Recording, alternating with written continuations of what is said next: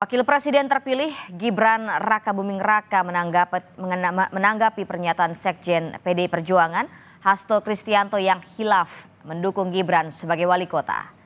Menanggapi ucapan Hasto soal khilaf memilih dirinya sebagai wali kota Solo, Gibran justru berterima kasih kepada Pak Hasto dan menyebut Hasto sebagai sosok yang paling oke.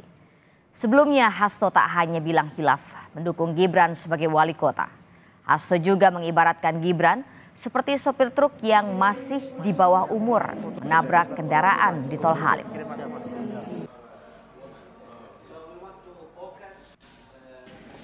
Emangnya saya nabrak?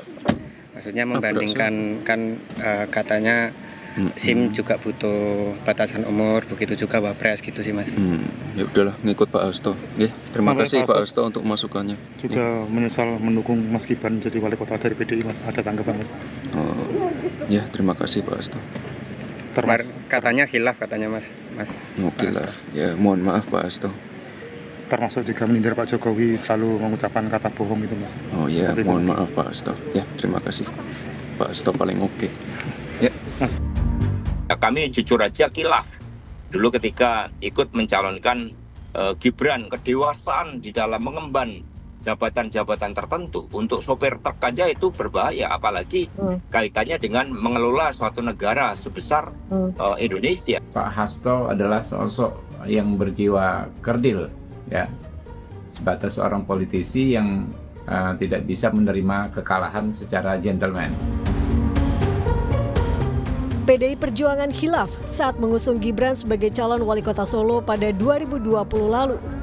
Pernyataan ini disampaikan oleh Sekjen PDIP Hasto Kristianto. Ya, kami jujur aja khilaf dulu ketika ikut mencalonkan Gibran, karena kami juga di sisi lain memang mengakui terhadap kemajuan yang dilakukan oleh Pak Jokowi. Tapi setelah kami lihat lebih dalam, kemajuan ini ternyata dipicu oleh beban utang yang sangat besar. Tak sampai di situ, Hasto juga mengibaratkan Gibran dengan sopir truk yang kecelakaan di Tol Halim dengan bilang untuk menjadi seorang sopir truk ada batas usia, apalagi memimpin negara dengan masalah yang kompleks. Kecelakaan, ya seorang anak usia 17 tahun nyopir truk, ternyata SIM dia tidak punya, kedewasaan di dalam menghadapi problematika di jalan raya belum terjadi, hanya gara-gara nyenggol satu mobil dia lari.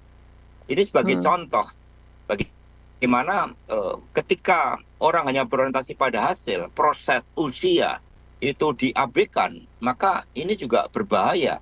Karena kedewasaan di dalam mengemban jabatan-jabatan tertentu untuk sopir truk aja itu berbahaya, apalagi kaitannya dengan mengelola suatu negara.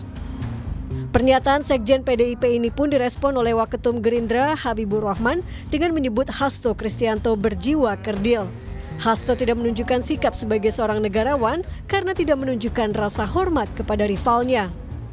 Pak Hasto adalah sosok yang berjiwa kerdil, ya, sebatas seorang politisi yang tidak bisa menerima kekalahan secara gentleman. Beliau terlihat sekali tidak dalam kapasitas sebagai negarawan yang harusnya menunjukkan sikap respect.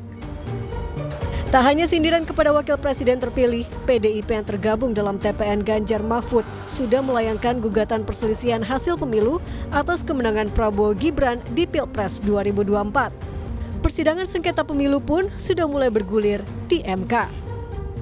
Tim Liputan, Kompas TV.